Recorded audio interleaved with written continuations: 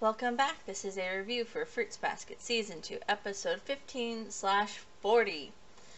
And if you haven't gotten an appreciation for Ayame after this episode, I don't know what will make you, because this episode really shows just how far Ayame has gone, and how close Yuki and Ayame have gotten in their relationship since Ayame started wanting to repair it.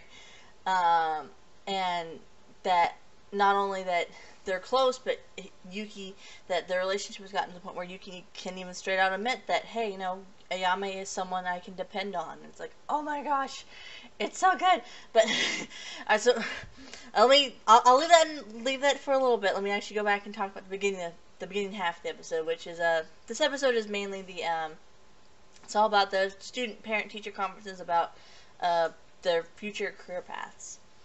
And for the most part, it's pretty funny. You get some little interesting things here and there, like right at the beginning when Toru's talking with Yuki, and she remembers that Akito said, all the zodiacs are going to come back to me eventually, so don't meddle in anything. And Toru's like, no, I will meddle! It's like, Toru, you're so... Oh my gosh, but it's so cool, because it's nice to... It shows Toru's... really shows Toru's character, that she's not the type of person to take things lying down. She doesn't care if she's going to get punished. If she knows she has to do something, she's going to do it. But then she tells Yuki, hey, remember, these meetings, they're for you. It's for you to decide what your future is. So, go out there and do your best. Which ties back into, of course, his little half of the story later. But we get on with the student council. Not the student council. The meetings. We start with Uo, who is just, both Uos and Hana's are funny little things. And that Uo is just like, oh, I want to start working. I don't know what, but Toru said maybe I might be a good model, so I'm gonna go do that. And Mayu's just like, you might need to think about that a little bit more. And shout out to Mayu. Like, the two MVPs of this episode are Ayame and Mayu, because Mayu really shows just how great of a teacher she really is, and that she really helps the characters and encourages them, but then to continue on whatever it is that they wanted to do, but then also says, hey, think about it more. You don't have to be locked into that position. You can always choose another path if you want to. So you get that, and you get Hana's complete opposite of Uo's, who she's just like, yes, I want to graduate, and that is what I want to focus on. And Mayu's just like, okay, well, work hard on that. It's so funny. I will also note another funny little thing is that if you look at Hana's career sheet, her plans for the future are to travel to a foreign country and prepare to be a housewife. I'm like, okay, Hana, those are, I have no problem with those goals. I like those goals too, but it's just funny. That's what her future goals were. So we get Toru, who, of course, Shigure comes in as a replacement for her grandfather. And you get the absolute hilarity that is Mayu and Shigure interacting, where they're just, the entire time, they're just throwing these little one-liner jabs at each other, and it's so good. But then we get to end actually talking about Toru's just career plans, which she says she wants to, it's still the same plan as it was before, which is that she wants to go straight into the workforce. She wants to get a job immediately after high school. And then Mayu asks her an interesting question, which is, are you planning on leaving Shigure's house after you graduate? She says yes. So that Toru, despite everything that's going on, that she still plans on leaving Shigure's house. So now you know that she really not only is putting a lot of pressure on herself in order to really kind of try and break the curse before she, most likely, you'd assume, before she has to leave, or at least forcing herself to leave, because she pretty much is doing the same thing that she always does, and that she doesn't want to rely on other people. She doesn't want to be a burden. Not that she doesn't want to rely on other people, it's just that she doesn't want to be a burden to other people. But then Mayu comes and says, well, you still have plenty of time, think it over. But then tells her, hey, don't don't try to bear the burden of everything by yourself. You know, you gotta rely on others too. And then she leaves, and Shigure and Mei have a little mini conversation where Mei is like, "Hey, listen, Shigure, like seriously, take good care of her. Make don't throw everything on throw everything at her, and make sure that she's being taken care of. Don't just use her or whatever." And Shigure is like, "Yeah, I'm taking care of her. I'm taking care of her. Making sure she doesn't do that. She's not bearing the brunt of everything." In a sense, and you get the interesting line where she says, I'm worried because sometimes you seem like you're the type of person who just uses people, and then when you're done with them, you just kind of consider them like trash, which is what Shigure brings up. He's like, oh, that's kind of what one of my relatives said, which is actually Reen. He mentions that to him, and she's like, hey, do you consider people like even that girl like discarded pieces of paper or books that are just laying on the floor like they're nothing? But Shigure's like, well, even for me, I am taking good care of her. Despite being me, I'm trying to take good care of Toru. It's like, okay, but you don't trust him. and Mei was like, Toru, I hope you never find out who he really is, who his true character is, because oh boy, would you be shocked? We get a little thing with Uo and Hana and Toru, kind of where Toru's kind of getting anxious again, and she thinks about her mom, but then she also kind of vaguely thinks of Kyo too, thinking about the future and how she doesn't have much time left to do stuff. But then of course Uo and Hana come up and they talk with her, and then they say, we're all kind of anxious about this stuff, but we're all working together here. We're all together. And Toru's like, oh yeah, like a Soman party, you gotta relax sometimes. And pretty much they wind up being like, oh hey, we're gonna have a Soman party after all the meetings are done, which they do later on, about midway through the episode. It's kind of the shifting point for the episode. But you also have this funny little thing where the three of them are sitting there, and they see Kyo and Kazuma walk up to go to the student council. I keep saying one to say student council. The student parent teacher meetings for their meeting, and Uo's like, oh man, I thought that's Kyo's dad. Man, I thought he'd have orange hair. And Toru tries to explain. She gets interrupted by Hana, but she's trying to explain. Oh, that's because that's not his actual biological dad. But they get interrupted by Hana being like, how handsome. It's like, Hana. Oh, Hana, you're so silly.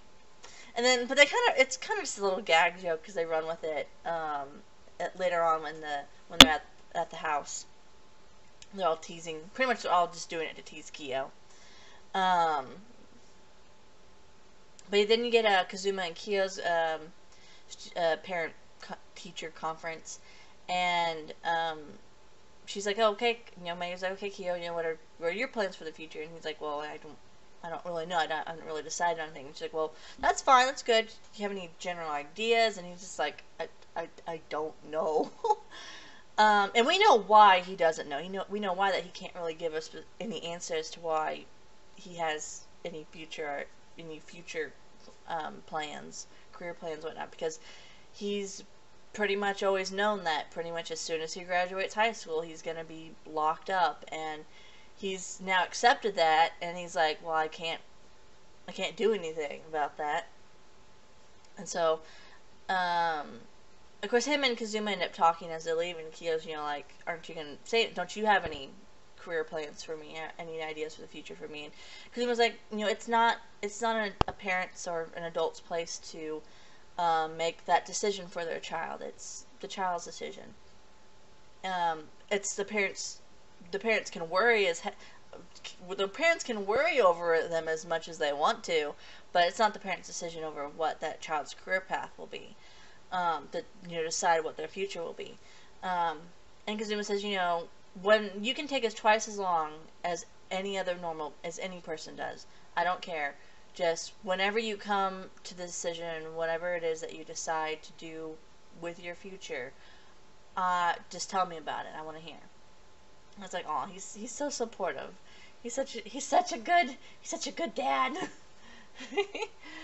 um, and that's, but Kyo, he thinks to himself, well, the only thing I know I know I'm going to be locked up after I graduate high school. I don't have much time left, and the only thing I really want to do is the only thing I can think of to do is I just want to spend time with Toru. I just want to spend time with her, with the remaining time I have left. And it's like, oh, Kia, I feel my heart crack. You know, that meme. That meme. It's like, oh my gosh, Kia, that's so sweet, but so sad. Ah. That's kind of, for the most part, that like the first half of the episode. Because then the second half of the episode is definitely Yuki focused. To where pretty much, he gets the call from his mom saying, hey, we're going to do it, we're going to have the meeting tomorrow, and he's listening to her, and Yuki kind of gets sucked back into his previous self, to, how things used to be for him, where he's like, I feel like my world's falling apart, and it's, I'm falling, I'm drowning, and we get two different flashbacks in his portion, where you get one where he runs up to his mom when he's really little and saying, "Hey mom, Akito say I don't like the room that I'm in. Akito keeps saying and doing these really scary things. I want to go home. Can you take me home? Please help me, mom." And she just completely ignores him and pushes him away, and is like, "Oh well, you're so lucky. Akito, the head of the family, really likes you. Go back and enjoy being with him." And then the other one where his mom pretty much, he was trying to tell her, hey, I want to go to this specific high school. No one tricked me into it or whatever. This is where I want to go. And his mom's like, well, this is weird. This is just kind of out of the blue. You never even once told me that you didn't like being in the Soma house or being with the Soma family. And she gets up and she kind of huffs off, and Yuki's like, thinks, none of my words had any power, or sayings, nothing held any power to you. The moment it hit you, the moment my words and my emotions and my thoughts and my feelings reached you, they just completely died. And so you have his conference, and you can tell he's kind of dreading it. There's this really interesting kind of, you get this, again, one of these little things where it's like, where he sees his mom, he's standing out there with an umbrella, and he sees his mom coming in, and all of a sudden he does a little cough, and so you can it's like, again, he went back in that headspace where he was before, to where he's thinking he's kind of isolated again. And that's what it kind of feels like during this entire portion until Ayame shows up, where he's sitting there and his mom's just like, okay, we're here, let's go and get this done with. I've already decided what his career path will be and all this stuff. And he's like, but mom, you've already decided for me. And she's like, yeah, of course I've decided for you. You can't decide anything for yourself. You never have been able to, so I've decided for you. And when you did decide things, you chose this really obscure school or whatever. It's not even, a highly, it's not this great school or whatever. And she and kind of May, you kind of get into it a little bit, where she's like, oh, well, it's hard, you don't have any kids yet, but, it's hard for a parent. If you had a kid, you'd understand how hard it would be to raise one, because, like, he gets so huffy about different, she kind of goes on about, saying all these negative things and kind of trying to be self-righteous about it, and Yuki's the entire time just going, come on, say something, let's tell her what your emotions are, tell her what you, pretty much Yuki just keeps telling herself, come on, speak up, say what you're actually really thinking to her, but he just can't, and eventually he just completely gets shut out.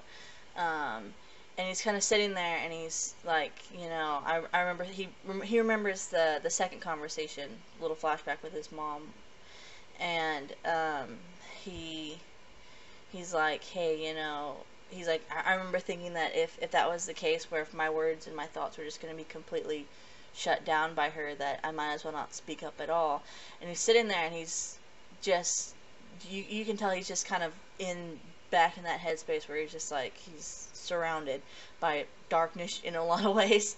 And then Ayame just busts in through the room, and he lightens everything up, and instantly, and even Mayu makes note of it that, hey, Yuki's not Yuki, Ayame is very influential on Yuki, and that at least now he is, and that all of a sudden Yuki just kind of changes demeanor, and that he kind of brightens up, and through this process he realizes something, which I'll get into in a second.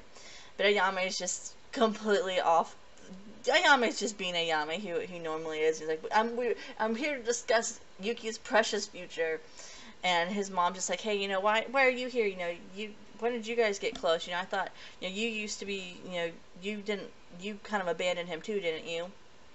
And and I don't want Yuki to be grow up useless just like how you are. And that's when Yuki kind of snaps out of it, and he's like, well, no, he's not useless. I can depend on him. He may be ridiculous, but I can depend on him now. Um, and Ayame pretty much says to his mom, hey, you're just like how I used to be, in that Yuki gave me a second chance, but you're just like how I used to be, in that you haven't yet realized that you've trampled on something that's precious to you, but you haven't realized that yet. Which their mom kind of huffs out and like, walks out, and it's all huffy, and Yame's just like, oh, don't worry about her, telling that to Mayu, and Yuki kind of remembers what Toru said to her, which is, hey, or said to him, which is, good luck out there, do your best. And Yuki says, hey, I'm gonna stand up and go talk to her, and I'll get that back into that second, but you get this little funny scene with sweet but funny scene between Mayu and Ayame, and they're like just talking, and you kind of get to see that Mayu and Ayame, odd as it is, are actually pretty close friends. They actually seem to really talk a lot. And you can kind of tell that because, and it's kind of confirmed here because this is the first time you actually seen them properly interact, but that in the past 2 other times that Mayu and Ayame have been mentioned, you see Ayame but Mayu gets mentioned, it's always Ayame that brings her up. When Ayame got the photos of Kana's wedding from Mayu, and that earlier in this season when Yuki visited Ayame's shop, Ayame brings up the parent-teacher conferences, and you get a little gag scene of Mayu being like, whoops, sorry, I didn't mean to say that, sorry. Didn't mean to tell him. And then Mayu even says to Ayame in this episode, oh man, I didn't think you were going to make it, especially with all the date changing and everything. He's like, oh, well, Shigure told me. And she's like, that guy. But, he's like, but I'm so happy that, Yuki finally said all these things. It's kind of partially my fault that Yuki got treated the way he is by my mom, because I didn't fulfill my mom's expectations, and so because of that, all those said expectations got pushed onto Yuki. And, but then my compliment says back to him, but, he can depend on you now, and Ayame just gives the most sweetest smile ever, and it's so cute. Then we go back over to, Yuki talking to his mom, and he runs up to her and he grabs her shoulder, and he's like, wait, she's so small, she's so thin, and he kind of realizes that,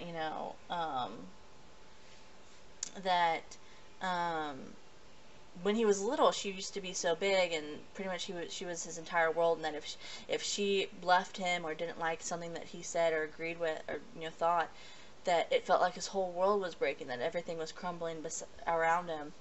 But he realizes that that's not the case anymore. He has people around him. He has people like Toru says, do your best, and so Yuki goes out there and confronts her, and that he pretty much this entire him confronting his mom is him confronting what his past self used to not be able to confront at all, but now he can actually stand up to her thanks to the support that he's gotten by himself. When he thought he was all by himself in that room with his mom, he wasn't able to do it, but then Ayame showed up, and then he remembered what Toru was there for him, and he remembered that he's not by himself anymore, that he has people to support him now, and so he can face up to not only his past self, but fears and things of which he wouldn't have been able to face before.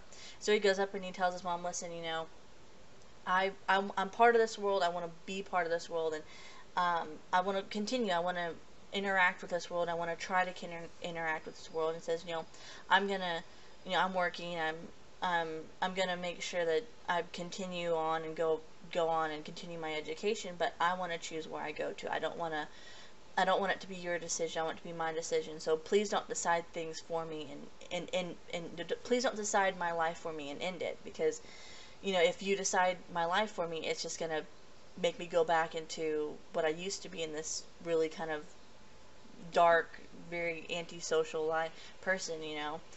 Um, and, you know, she kind of walks off, and as she's walking off, we get Toru entering into the room, and again, the entire dynamic changes, and it goes from being, because it was raining the entire time, to all of a sudden the sun comes out and everything's brighter, and, you know, he sees her, and then of course Neo comes running up and grabs him. I have to go, student council president. I have to go and run. He runs off, and he gets pulled. He gets dragged along, and he just smiles at Toru like, "Hey, everything's okay." He's like, "See you later." And Toru's like, "Yeah, see you later."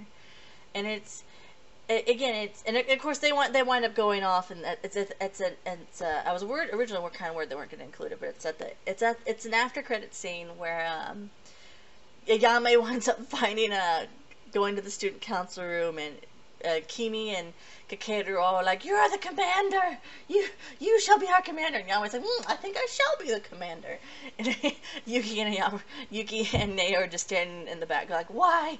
And then you get the funny little scene where Machi like walks in the background, see what's going on. She's like, "Nope, I'm out of here." She just walks off, and it's so funny. But it's great. It's amazing. But Yuki realizes that his world is much bigger than what it used to be. That first of all, that he's not alone anymore. That because of that his world is bigger now. That it's not just his mom. It's not just the Soma family anymore. But because of that, because of the fact that his world is bigger, he has a support system now. He has people who will go out and when he's feeling down, he can actually rely on them to help him and support him and to bring him back up, especially when he thinks that he's alone in a struggle. But he doesn't have to be that way anymore, and it's so good. Oh my gosh, this episode was this is probably one of my favorite episodes in a little bit. I mean, all the Fruits Basket episodes are good, but this one, oh my gosh, it's a perfect mixture of like both the comedy and the drama, which Fruits Basket does really well. It really knows how to mix them together. So good. Anyway, that's really about it. Next episode is gonna be it's gonna be probably a bit of a tearjerker, maybe, probably. But it's so good. But anyway, so thanks for watching, and bye for now.